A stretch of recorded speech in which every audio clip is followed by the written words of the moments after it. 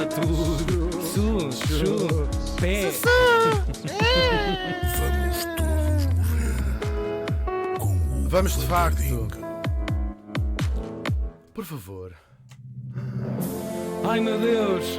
Isto é épico. Isto vai ser muito épico, porque hoje trago uma história mesmo incrível. Hoje, e como terão de me fazer o favor, todos os dias. Há mais de 1000 edições. Graças a Deus. Acho que não é favor que me fazem assumi-lo. Bom, neste dia estamos em 1977. 77. O 25 de Abril estava a fazer 50. Olha. Não, 3 anos três e anos. 3 dias, não era? Exatamente. Sim. Tadinho. E morria em Lisboa, of all places. Aos 79 anos. Xiça. 79 anos. Falamos da estrela de cinema portuguesa Tony Dalgi. Sei que nunca ouviram falar, exceto por acaso os nossos ouvintes que acompanhavam um podcast que tive com o Martim Sousa Tavares, onde contámos esta história de uma forma se calhar um bocadinho diferente do que eu vou fazer aqui hoje. Chamava-se António Eduardo Lozano Guedes Infante e nasceu em 1897 em Luanda. Luanda do Bem. Luanda do bem. Sabes que. Não, desculpa. Ia dizer Também que- nasceste em Luanda? Ia dizer que Não. Luana é a capital da Gola. Da Gola, exatamente. O pai, porque é que ele nasceu em Luanda? Era um engenheiro, encontrava-se a ser, eu adoro encontrava-se a ser, Claro. diretor das obras públicas de Angola, Cabo Verde e Moçambique. Era um tacho. Era um grande Era um tacho, tacho. era um grande Pronto, tacho diretor mesmo. das obras públicas. Sim. Ele, Cabo Verde ia poucas vezes, não é? Então, Claro. ora estava em Angola, estava em Moçambique, às obras públicas que lá havia. Era de uma muito distinta família, este nosso António Eduardo, o nosso morto. Estes Guedes Infante tinham antigos pergaminhos aristocráticos com uma curiosa ligação. Pela avó, ele pertencia ao clã O'Neill, que tem uma história engraçada. É uma família que está, grande parte dela radicada em Portugal, até no Porto. E depois espalharam-se. A pessoa não pode ficar no Porto muito tempo, começa Depois aquilo afeta. olhar em Sim. Saiu na altura certa. Saiu na altura Tenho que certa. ir embora se eu quiser fazer uma coisa da minha Foi vida. ali momentaneamente. Tal e qual. Aconteceu-lhe Porto na vida. Aconteceu-lhe o Porto. Este clã O'Neill tem uma particularidade muito interessante, que é, seriam a família real da Irlanda se não tivesse acontecido a anexação, a colonização pelos ingleses. Portanto, estes O'Neill é um português que seria o representante, claro, são coisas com 400 anos, mas seria o representante, seria o rei da Irlanda, se quiserem, se não tivesse, se os ingleses não tivessem chegado lá e dizer assim, vocês não sabem tomar conta de vocês sozinhos, como os romanos fizeram de resto de Portugal. Sim, por aqui, para estas bandas. Aliás, o Alexandre O'Neill, quando Tal e se enfrascava no fim de semana, Tal e qual. havia um momento da noite em que ele dizia: Eu sou o rei da Irlanda. Não podia com estar mais- ecos do passado. Tal e qual, o Alexandre O'Neill é talvez o mais famoso Uhum. membro desta família em Portugal e era primo do nosso morto. Agora, como não pode ser tudo bom, a mãe era espanhola.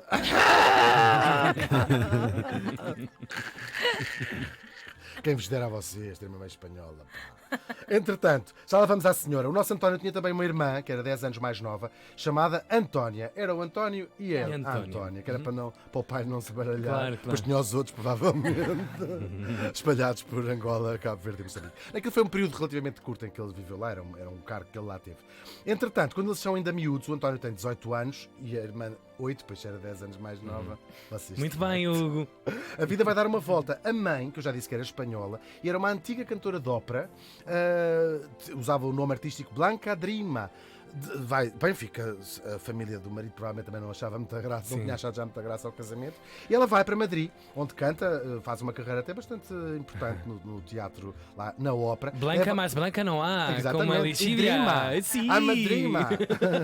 Vai com a filha Antónia e vai perseguir a sua carreira artística, monta assim uns espetáculos. Vamos mais ou menos acompanhando por coisas que nos chegam, folhetos do teatro, anúncios do jornal, críticas do jornal. É muito, muito engraçado. Estamos no início ali do século XX, anos 10, anos 20. O nosso António vai passar uns anos a partir da considerável pilha de massa que lhe deixou o pai, uma fortuna com alguma importância, e depois vai-lhe nascer na cabeça a ideia de ser ator. Na verdade, de ser uma estrela de cinema. E vocês perguntam, mas ele tinha jeito? Não, também não é preciso. Não é preciso mesmo. Pouco importa, porque vamos lembrar, estamos nos anos 20, o cinema era ligeiramente diferente. O cinema era mudo. Pois. E o que era importante nesta altura era ter boa figura. E ele de facto tinha, podem procurar cá fotografias dele por internet, tinha boa figura, sim. E então faz as malas e parte para Nova York em busca deste sonho.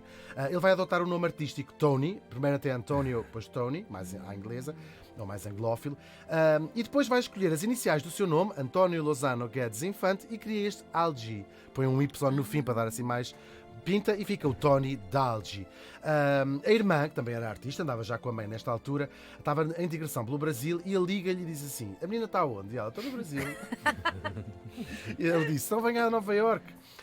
Ele tinha já uns contactos ali, disse: eu ponho-a na Broadway a cantar. E ela vai. E estão a tomar um café em Nova Iorque e vão ser ambos descobertos. Descobertos, eles já lá estavam. Eles também já lá estavam. Sim. Puseram-se ali a jeito. Exatamente, a expansão, Sim. expandiram, Claro. porque eles já lá estavam. Eles não foram descobertos.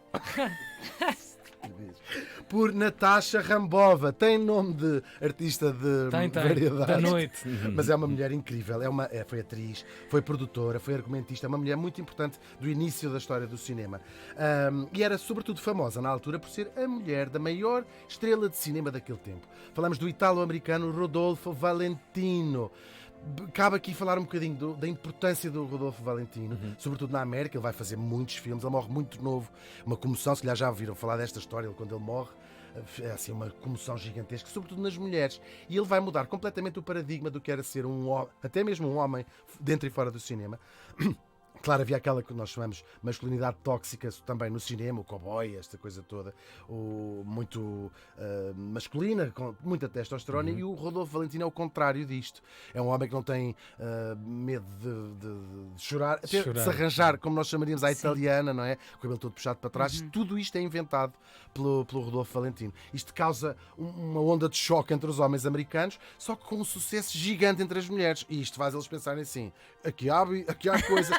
E não deve. Será que elas querem ir às compras ou falar de vernizes com ele? Mas não era nada disso. É muito interessante. Hoje são o episódio que dedicámos ao Rodolfo Valentino. Bom, e esta Natasha Rambova, que era também agente, se quiserem, era agente. Era agente. Isto é agente a falarmos. Sim. Isto é ela disse, isto é agente a falar. E vai contratar ali os dois irmãos, Tony Dalgi e a Antónia, que agora se passa a chamar Helena Dalgi. Agora, tanto ele como ela vão ter impressionantes carreiras durante os anos seguintes, a década dos anos 20. É mesmo. Ele entra em quase 60 filmes, mudos, claro. Vai aproveitar a moda do galã latino que tinha sido inaugurada pelo Rodolfo Valentino. Ele vai entrar nas maiores produções dos grandes estúdios de Hollywood, a Fox, a Metro, a Warner, a Paramount. Vai contracenar com as grandes estrelas da Joan Crawford ou Bela Lugosi, por exemplo. A irmã Helena faz a mesma coisa, talvez até com uma carreira mais importante do que ele, tudo no cinema mudo, claro. E até entram juntos num filme com o Rodolfo Valentino. E entram em filmes que são da história do cinema destes anos 20, quase todas as grandes produções lá apareciam. O nosso Tony vai até se aventurar na realização, ainda faz uns quantos filmes, não tem assim grande sucesso como realizador, e vai voltar a entrar só como ator. Chegamos ao ano de 1927 e é uma verdadeira revolução no cinema. O filme chama-se The Jazz Singer, com o Al Johnson, um tipo bem um bocadinho problemático, e pela primeira vez ouve-se a voz de um ator que diz, é a primeira frase da história do cinema: wait a minute, wait a minute. É uma sincronizada, era só esta fala ainda, mas é claro o pontapé de saída para os filmes começarem a ser falados, os talkies, como lhes chamavam. E a partir dos anos 30, os filmes começam todos a ser falados. E é o fim da carreira de tantas estrelas do cinema mudo. Mesmo. Quase todas, em boa verdade. Sim. Ou porque não sabiam atuar quando aquilo passa a ser uma coisa contínua e não tanto quadros, ou porque tinham vozes que não agradavam às pessoas, ou que não correspondiam. Imagina, estás a ver uma tipa com imenso glamour e fala como o Salazar, sabem? Aquela coisa. Portugueses, temos o Santa Maria de volta. E as pessoas dizem assim: isto é um susto. Devia ser também o caso de. E foi mesmo.